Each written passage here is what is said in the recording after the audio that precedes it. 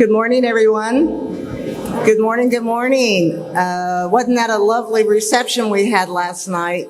And I was so thrilled that the Zotai singers were able to join us and sing you all the welcome song. And then the networking began.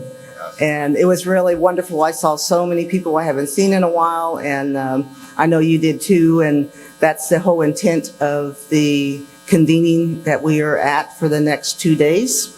We wanted to share a little bit about our role as MC, and in case I wasn't clear earlier, I'm Holly Eckelhawk, and Dr. Brian Sims is my co-MC for the next couple of days, so you'll see us quite a bit. Our role is primarily to keep things on time.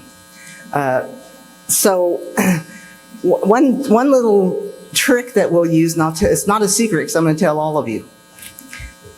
When the speakers, each speaker has a designated amount of time, they're aware of that. Should they start going over in time, one of us will get up and just quietly come up the ramp and quietly stand next to them. It's either that or stand up in the audience and go. So, but if you see us do that, and the speakers will know that that's their hint that they need to wrap it up, because we have a lot of wonderful things happening and we want to stay on time. The other thing is we will not be introducing people by bios, no long introductions. It's all on the app. So you can look on your app to find out the background about each person. And speaking of the app, we hope that everyone has downloaded that to your phone. That is your source of information. You notice there's no written material that's handed out like in other conferences. This is different. It's a convening, not a conference, and everything's on the app. So in order to plan your next couple of days, you can go to the app, as we talked about last night, decide what you're going to do. You can also go to any event. There's 3 tracks, IIMHL, the International Initiative for Disability, and NASHBD. You can go to any of those across. So don't feel like you have to stay within one track. Okay. And as it pertains to the app, what I've learned from my 4.5-year-old granddaughter is that apps aren't that hard. However, I learned yesterday that when you're downloading your app, there's one more step. I downloaded the app and I was happy because the app came up on my phone. I didn't realize that there was one more step if you wanted to actually see content. But we do want to remind you, and one young lady I talked to yesterday really helped me out with this, the way that it says with 2019 DC, just for those that may have run across some difficulties, you have to use the capital D, capital C. The lowercase does not work. Other than that, we'll be good to go. Now, what I'd like to do is start off. And in particular, we're going to start off with this session that asks us to be mindful of what we're doing and why we are doing what we do. So we hope that all of you will be as inspired as we are by these wonderful presenters that will be coming up to us. So at this time, I'd like to call to the stage Mr. Eddie Bartnick. And you may have met him yesterday at our session. He is from Australia, and he's the chair of the IIDL Sponsoring Country Leadership Group, or the SCLG. So I want to ask at this time if he will come forward and go further with our introductions and get our day started.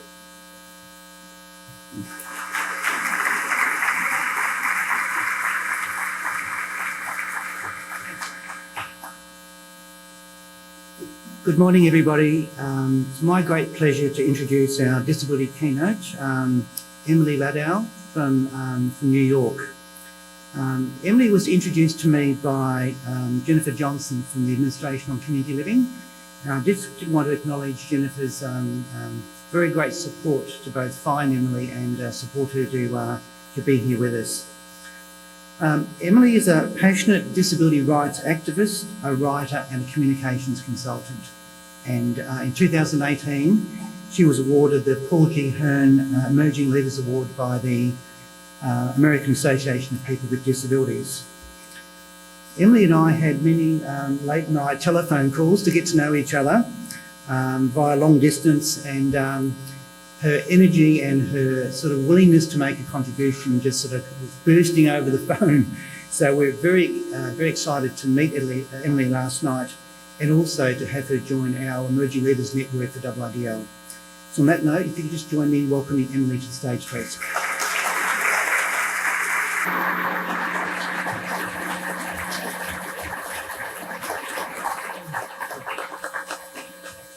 I know you cannot see me, but the thing is that I have a party trick, so in just a moment you will be able to see me. My wheelchair goes up and down. I'm very high tech.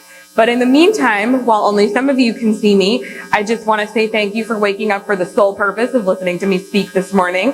I know that's why you're all here. In all seriousness, can you all see me a little bit better now? Ah, the party trick worked. Great. Okay. So, I would like to thank you all so much for having me this morning. I'm so honored to be here.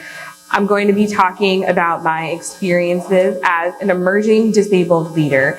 And in this room of so many esteemed advocates, it's incredibly exciting, and I can feel the energy in the room. And if there's no energy yet, we're going to speak it into existence. I know it's early. Let's get excited right now. We're all here for a common purpose. So my name is Emily Ladau. I'm a disability rights activist from New York, and all of the work that I do is connected to disability issues and advocacy. So my experiences as a disabled person are actually pretty unique in that my mother also shares the same physical disability that I have. That's not the new version of the slide, so we're just going to go back to that one. It was supposed to be a photo of me and my wonderful mother. So it's a hereditary disability called Larsen syndrome that affects our joints and muscles. And many people think that it is such a tragedy that my mom passed on her disability to me, but I feel so lucky to have her because in so many ways we have a very typical mother-daughter relationship. But my disability really added so much to our bond. So she's been a built-in role model and a mentor for me. And when I was young, I watched my mother advocate for us. So she navigated systems that are essentially designed for you to fail when you're searching for support. They're confusing and they're daunting, but she taught me how to navigate them and how to not give up the fight. And along the way, as I watched her, I was able to become an advocate in my own right, not just for myself, but also for broader issues that impact the disability community. So my disability-focused career really began around the age of 10 when I had the opportunity to appear on multiple episodes of the children's television show Sesame Street. Now cue this slide. So I'll just give a quick description for accessibility purposes. These are photos of me on Sesame Street interacting with different characters such as Big Bird, Elmo, and Oscar the Grouch. And so the role that I played on this American children's television show was myself. And during my brief time on the show, I got to teach kids and their families about my experiences with a physical disability. And since then, I've gone on to continue sharing my story and educating other people. So now I work with many organizations and initiatives to support their work on disability rights. I'm a writer, a public speaker. I'm the co-host of a podcast called The Accessible Stall, shameless plug, forgive me. I'm the editor-in-chief of a website called Rooted in Rights, which is a platform dedicated to amplifying authentic narratives of the disability experience. To me, this is the most important part of my work. I have the privilege of supporting other disabled people to share their stories. So I'm a storyteller at heart, and what would this talk be if I didn't share a little bit of my story? A couple of years ago, I was sitting in a corner conference room during a staff meeting for the team I work with for Rooted in Rights. And I confided in some of my colleagues about a dream that I'd had to start a program for writers in the disability community. And my boss, who is one of my mentors, encouraged me to try to make that dream happen by applying for this emergency.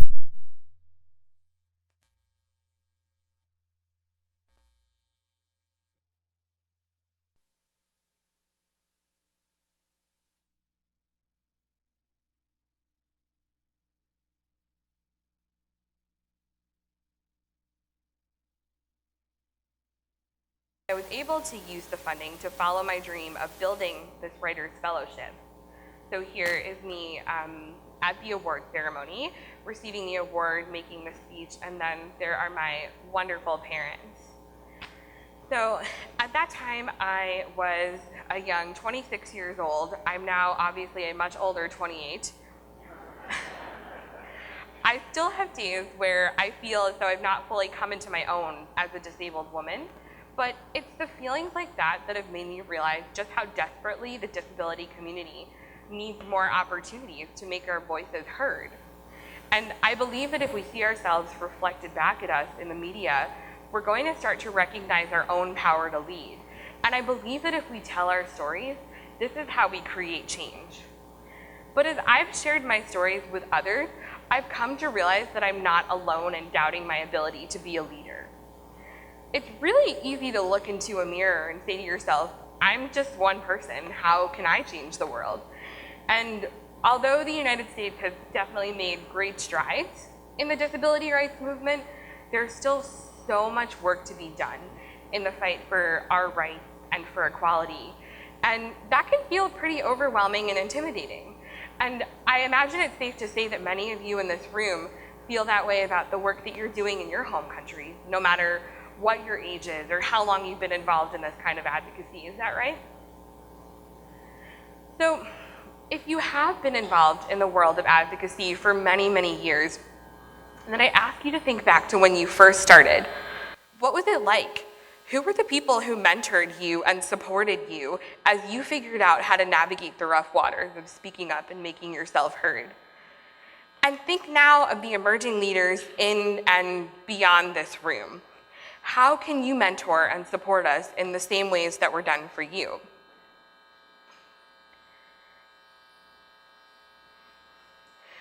So these are some photos of me with just some of the many, many people who I've had the honor to have serve as mentors to me. So I'd like to share with you another story. A little over 5 years ago, I was recently out of college and I was beginning to find my way in the disability advocacy world as a young professional. And at the time, I had just created a podcast with a friend of mine to talk about the experiences of being young women who grew up right after the passage of the Americans with Disabilities Act, our big civil rights law. So we talked about all the ways in which the Americans with Disabilities Act has really enabled us to thrive. And part of our conversation addressed that we took some things that the ADA has provided for granted. So when I came up this ramp in a public space, I shouldn't really have to stop and express gratitude for being able to have access to a public space. But my friend and I did not mean in any sense of the word that we were taking the ADA as a whole or the work of advocates who have come before us for granted. So when I read a response to the podcast from an older, more seasoned activist accusing my generation of being careless and of doing nothing more than paying a bit of lip service when we encounter discrimination or access barriers, I was pretty taken aback. So you can see here in this next slide, just a small sampling of the advocacy that I do, participating in events and speaking and working with other people who have different types of disabilities to really spread our message. So there are unfortunately going to be people in every generation who are apathetic about disability rights, but they're outweighed by so many of us who are working tirelessly as activists, ranging from a local level to a national level, and from a national level to a global level. And remember, one of the best ways to be a leader is to know when to step forward and to know when to step back. So rather than calling out younger leaders for what we're supposedly not doing, which could potentially create divisions at a time when we need to be coming together, I really encourage the advocates who have been leading the way to guide emerging disabled leaders as we find our way forward together. I promise we're not here to replace you. We're here to carry on your work and your legacies, and we're looking to you as role models. I'm really lucky to say that I've had some incredible mentors who have steered me in the right direction without giving me all the answers, because that would be too easy. They've taught me and they've let me learn for myself. So as an example, it was because of a mentor I was paired with during an internship after I graduated college that I started sharing my writing. I was happy that my grandma read my writing at first. And now I think it's safe to say it's a little bit more than just my grandma. And because I've had the opportunity to share my writing, I've since had opportunities to continue to share my story around the world. So think about it, one spark from a mentor can start a fire of powerful advocacy. Just one spark. So we need to support the new generations of disability rights advocates as they emerge. And the good news is that we're always coming forward and we're always ready for action. We need to continue to encourage younger leaders to step forward, and we need existing leaders to invest in and cultivate these waves of younger leaders. As I mentioned earlier, it's true for all we have achieved. There's so much work to be done every single day to push back against barriers, against prejudice, against outright discrimination. But do you see all of the leaders in this room? We're out there, and we're working on making changes together. We're also working on figuring out how to move the paper. So we're working on the next wave of the disability rights movement. We're forging ahead, and we're always grateful for the guidance of the activists who laid the groundwork for the lives we all live today. So I'd like to leave you with one thing. We learn by sharing, we educate by engaging, we teach by telling our stories. And our stories, the stories of every person in this room, matter, and they make a difference. Let the world hear them and continue to lead the way. Thank you.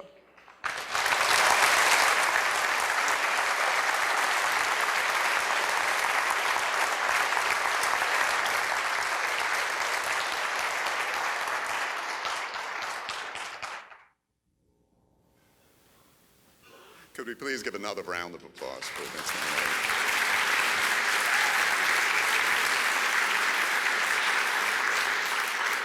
I can think of no better way to open this conference than again to go with what she said at the end as a reminder of why we do what we do. So we want to thank you again.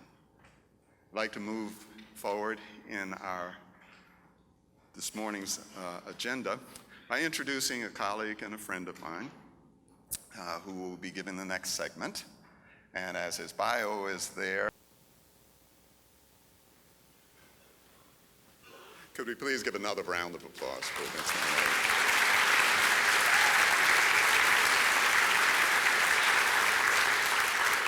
I can think of no better way to open this conference than again to go with what she said at the end as a reminder of why we do what we do.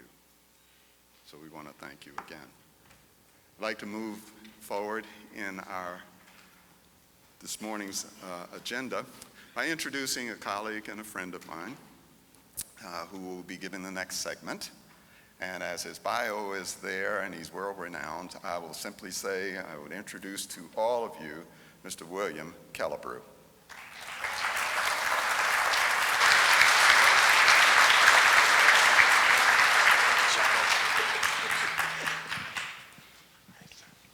Thank you, Brian. They told me the time is short, so I'm trying to figure out every way that I can sort of add in a bit of getting up on stage. And First of all, thank you, Emily, for the inspirational keynote. That's not a self-title. We didn't call ourselves that, but I feel it in your talk today. And so I'm going to talk a little bit about my childhood trauma. And there are many phases of disability. I received SSI, we call it in the United States, as a teenager, because I could not concentrate in class. It was very difficult. And so emotionally, I could not grapple with the experience of trauma as a child. But what I want to do is I want to start with a video this morning, and I don't want to put it in your face without telling you, or in your ears without telling you that the video can be tough to listen to. So I would just offer, if this is a difficult morning for you, or you may want to take some time for yourself, just please take time for yourself to take a moment. You need to step out, do whatever you need to do to take care of yourself, but also take care of each other. So the video does have some violent depiction. I do talk about that. And so I just want to go ahead and start the video and just give you that little bit of a warning. Grew up in a poor, crime-ridden neighborhood outside of Washington, D.C., and recently took our cameras back to the place where he says his childhood literally came to an end. We're going to a home where really was a focal point of my growing up with my mother, the last days of her being alive. It's been a while since I've even driven past, and I don't think I've ever gotten out of the car.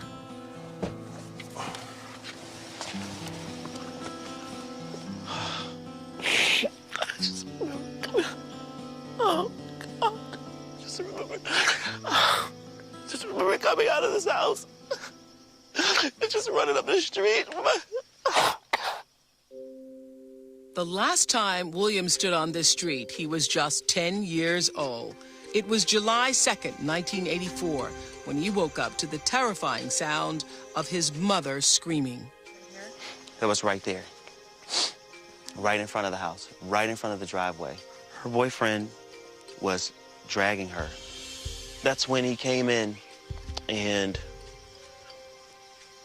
he just started immediately loading his gun.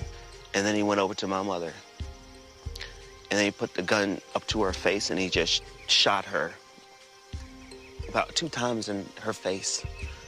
And she dropped right on the floor immediately. And I just remember all of this blood coming out of her mouth and just going all over the floor. And then he went to my brother, and then he shot my brother. Then he came to me, and he put the gun to my head. He squatted down. He did the squat like this, and he put the gun to my head. I immediately said to him, "Please don't kill me. Please don't kill me. I'll do anything. I'll do anything." And I asked him, and he didn't say one word to me. And that's when I looked up into the sky. I was like, "God, please, please don't let him kill me. Please don't let him kill me." And for some reason, he just pulled back. And then he said to me, "You can leave." Just ran right down here on the right, and just was banging on the door. When they asked me, "Well, what's going on? What's wrong? What's wrong?" And I could only say, my mother. And they kind of just, settled me down, They settled me down. I didn't know what was going on, Just pretty lost. No. God, William, thank you for taking us back there. But what happened to you? Obviously, you're here. William's here. Wow, I lost everything. I mean, I lost my mom. I was a mama's boy, so I went everywhere with her. And, that day I actually wanted to go with her, but, when it came to me pleading for my life, I decided that I wanted to go the other way, just at 10. But I was lost growing up as a teenager, and I didn't know where I was. I was just in a life of despair. I just had all my feelings just bundled up. Didn't get a chance to actually talk about it. So who helped you? My grandmother. I mean, she jumped right in that day. And she's been going ever since. She worked, I think, a week after. Well, thank God for the grandmothers. Thank God for the grandmothers.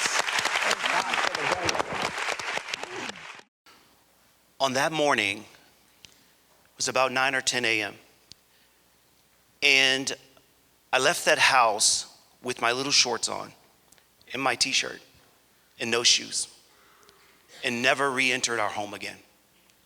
It devastated our family that morning. It is indescribable, actually, what I saw and had to witness at the age of 10. No child, no person should ever have to witness those kinds of events.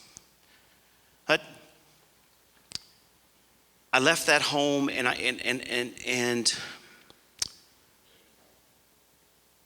it was arguably the worst day of our lives, the worst day of my life. But I say arguably because we had to wake up the next day and the next day and the next day. 5th grade, 6th grade, and 7th grade with the strategy that one of my family members told me, just forget about it. It will be okay. And that's what I did. Listening to the adults, I figured if I could just forget about it. But we know that was extremely difficult to do. In fact, it was impossible in my mind that could happen as years grew. By the 7th grade, I had determined that I wanted to take William out of the equation. And so I woke up and put my book bag on at 13. And I started off to school, and I was at a bridge that morning. And I said, I'm going to jump headfirst off of the bridge. I debated 2 things that morning. Would I ever see my mom and brother again? And would I go to heaven and hell? Those were 2 very confusing things for me standing on that bridge. And so I said, I'll come back at 3, where I could make another determination. But my grandmother had jumped right in that day, and she never stopped going. She's still going right now. In fact, there's a lot of speeding camera tickets in DC. She's one of those ones because she doesn't know sometimes the stop signs or the speed signs, but she's still alert, right? And she worked for 38 years on her job. And she was late less than 10 times, and she never used an alarm clock. And I always say she cheated a little bit, because who's not going to wake up for work at 6 a.m. who goes to bed at 6 p.m.? Smart. Seriously, she modeled what resiliency looked like in our home. That wasn't a word that we threw around in the home, but she modeled what resilience looked like. And later on, I would look in the dictionary and see the word resilience, the ability to bounce back from adversity, from sickness, from illness, the ability to bounce back. But the question I ask is, what are we bouncing back to? What are we bouncing back to?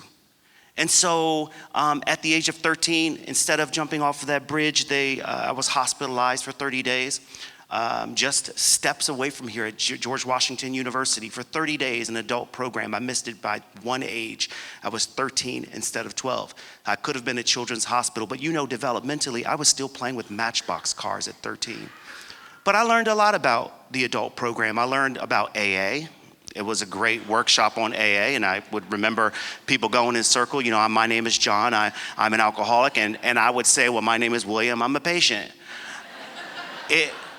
I was learning a lot from the adults, but I was also learning that the effects of trauma are long-lasting. And I was trying my best through 9 hospitalizations, residential treatment, day treatment, group therapy, family therapy, individual therapy to move my life forward.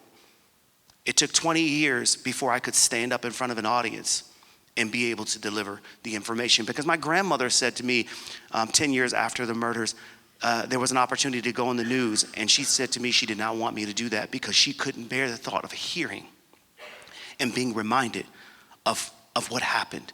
And so for another 10 years, we were silent in the public. And until 20 years later, she said she gave me the okay, because I wanted to make sure that the next thing she heard was something she could appreciate. And the one thing she said that she appreciated was the fact that you made it. You did it. You persevered. And we always give her the credit. I always give my grandmother the credit. And she always turns it back to me and say, no, you did it. And it's a reminder of our strength. It's a reminder of how strong we are. But there are obstacles to that. So I met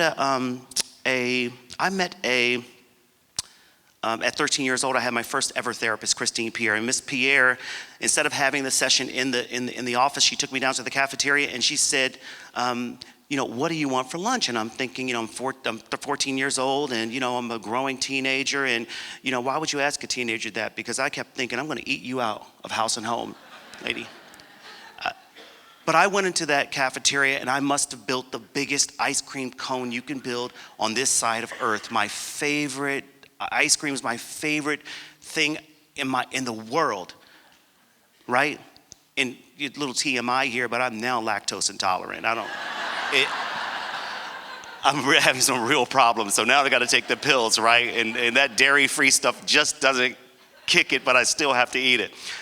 But one thing she did, she was listening in those sessions to me, and I never saw her again for 27, 28 years, and I always remembered her name, Christine Pierre. She was from Grenada.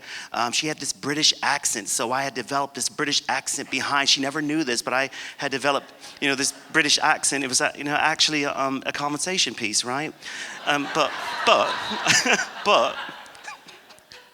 this is quite, it's an international conference, so I was reveling at trying to get that accent out there. So, but one of the things that was important about it, I tried to find her 27 years later, and I found her through Google.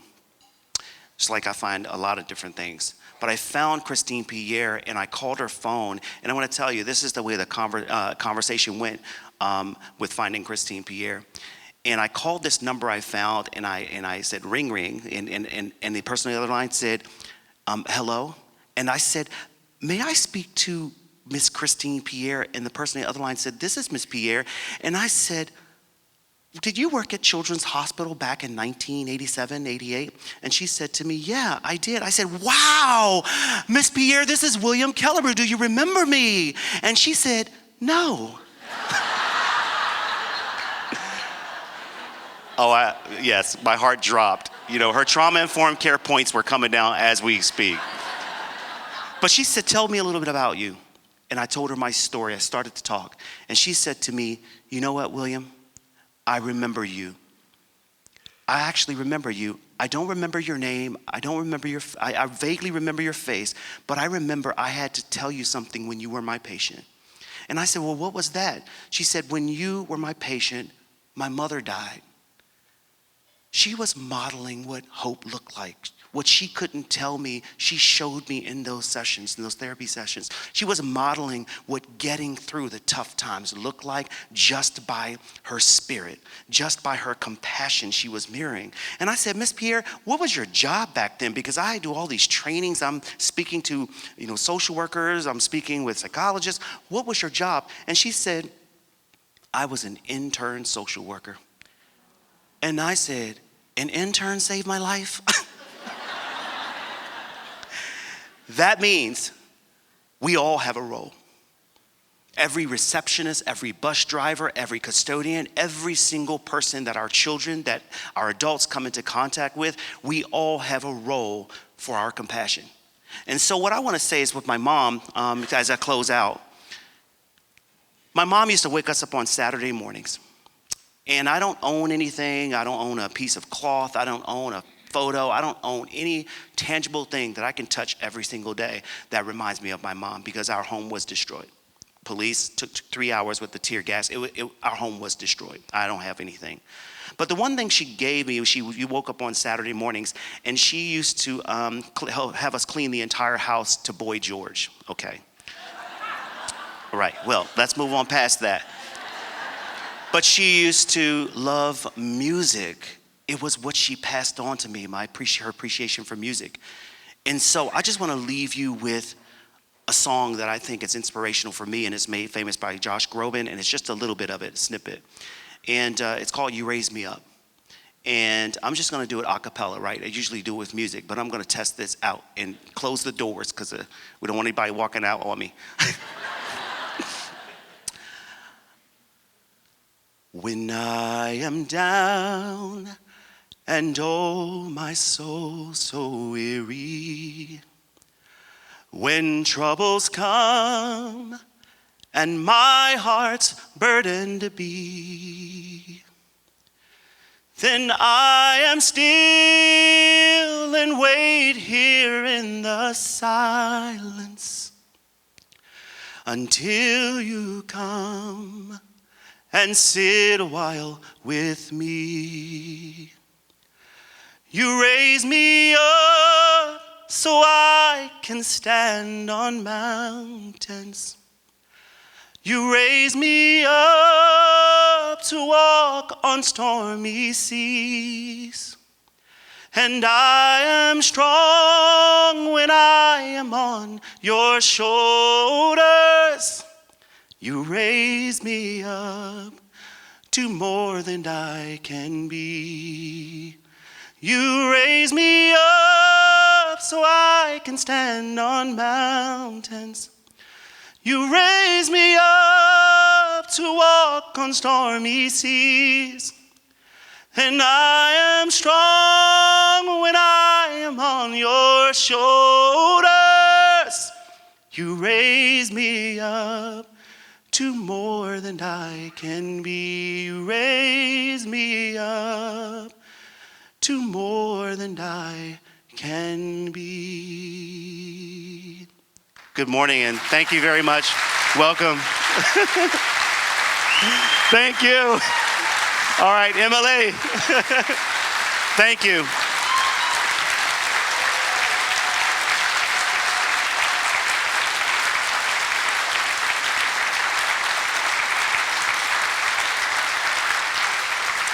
Thank you.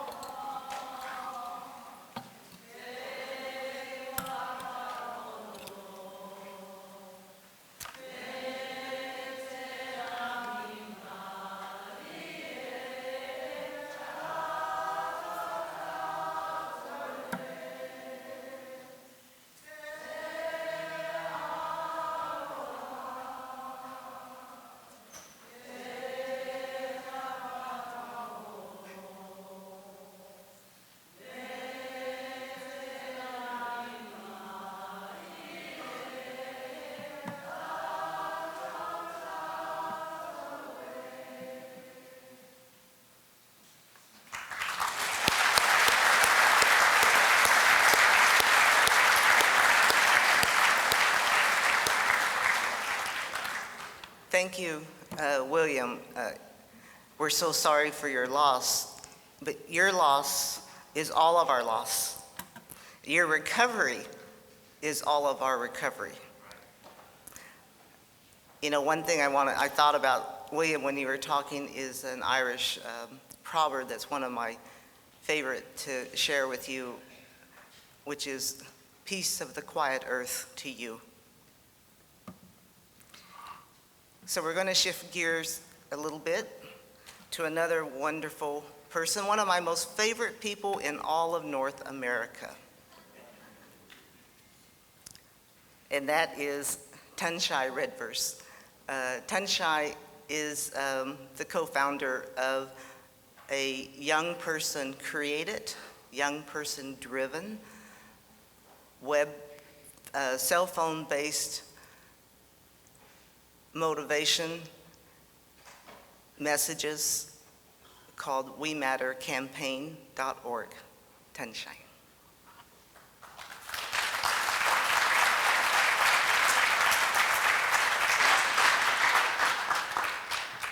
Good morning. Itlanatea, Tsisi Tunchai Sulye, Wabamigwanokwe. How are you? My given name is Tunchai Redvers. My spirit name is Wabamigwanokwe. I am Dene and Métis from Treaty 8 territory in the Northwest Territories, Northern Canada. And I was invited here this morning to not talk, but to actually just simply share a poem. So I co-founded an organization called We Matter, which is a national Indigenous youth-led organization dedicated to Indigenous youth support, hope, and life promotion. And As I hope many of you know, Indigenous young people in Canada and in countries across the globe die by suicide at alarming rates. So in Canada, that's 5 to 12 times higher than non-Indigenous Canadians. And so this organization is based on hope, culture, and strength. And that's how we move forward with young people, is through that hope, through that culture, and through that strength.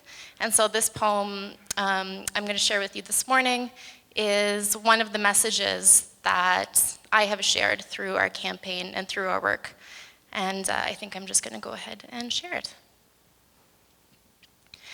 Darling, you were crafted from the finest things that this earth has to offer.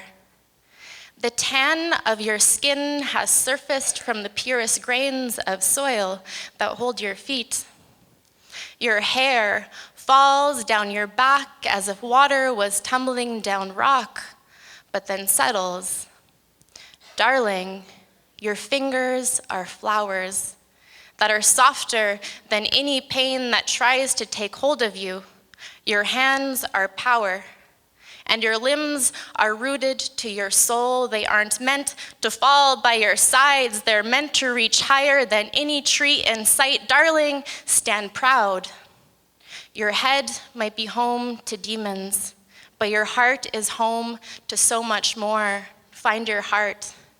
And just like the beat of a drum, let it make sound, because our ancestors didn't make drums to be silent. And I know how hard it can be to feel like you are walking in darkness. But darling, there is only so much darkness until there is sun. And even when there is no sun, there is moon. So let that remind you that you are never walking alone in darkness. Our ancestors see you. And just like the air that we breathe, even when coldness hurts our lungs, we need you. Because you are life. Darling, you matter.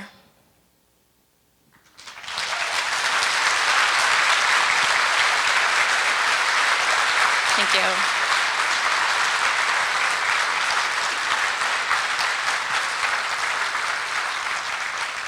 I'm just going to say a few closing words, if that's okay. And thank you for both of the stories this morning.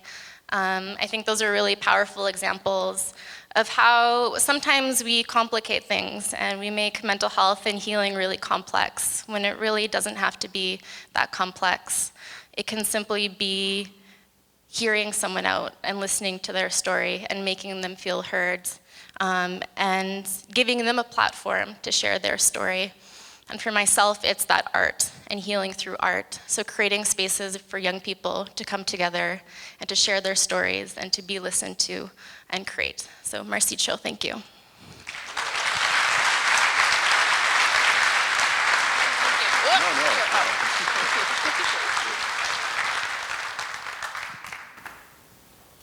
Thank you so much, Tunchai. And you notice how the younger generation tend to just hop up and down off of this. Brian and I are not. So what a wonderful, inspirational beginning to our day today. And I think the three speakers who shared with us their own stories in their own way remind us constantly that we're not here for ourselves. The work that we do and the voices that we are trying to reach are right here in our midst.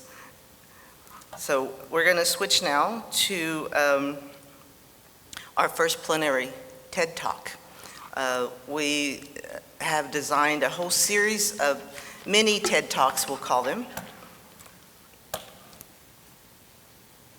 And Brian, I think you're going to come up and join me here. Let's see if Brian hops up on the stage. Oh, yeah. Oh, that's funny. And Brian's going to explain how our TED Talk process is going to work. Okay, thank you.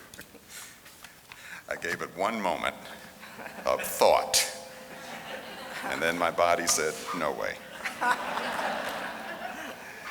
Before we do this talk, it just feels right in here when we're talking about mindfulness.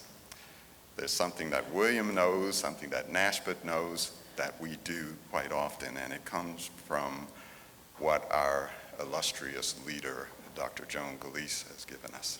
And it's just something to give to you. And it comes from Dr. Maya Angelou. And she had said that people will forget what you said. People will forget what you did, but people will never forget how you made them feel. How do you feel so far?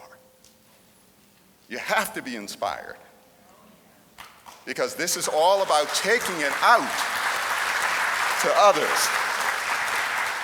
And with that wonderful feeling, it's a great segue to then move into how the process will go from this moment on. Now, here's how our session is designed. First of all, we're going to be led in a TED Talk format by our speaker. And we're going to have about 20 minutes or so of discussion at the table on the 2 key questions that will be posted. And then our speaker is going to spend about maybe 15 minutes or so seeking your feedback on these discussions. And all you have to do is raise your hand, and we've got a much younger team of people with microphones that will spring over to your positions and make sure that you will have an opportunity to speak. You'll be able also to answer your questions directly into your app. And we're asking that one person at each of your tables be the designated one to capture the group answers and record them on the app. Now, before we get all of this started, because I see what you're doing, you're already saying it won't be me. That's okay. You can discuss at your tables who's going to do what, but before we get started, let's just take a moment for each of your tables to introduce yourselves to each other, because I think that's the first piece before you designate who that person will be, and decide then who's going to do your discussions. And I'm going to give you a whopping 2 minutes to do these table discussions. So 2 minutes, folks. If we could have your full attention here, because we want to also ask at this time for Ms. Carol Hopkins to come forward to share something with you. Thank you.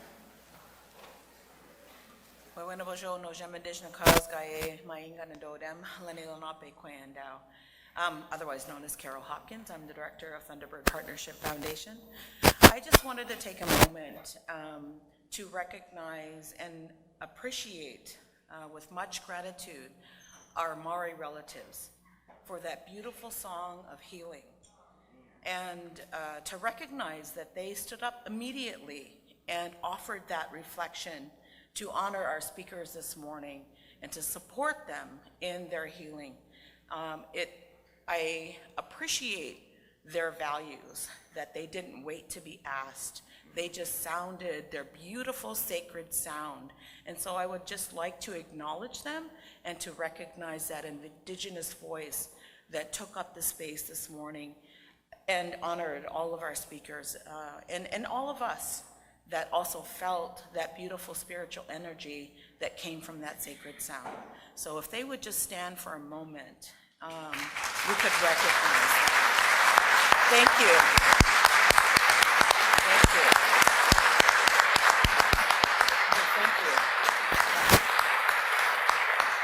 Thank you very much.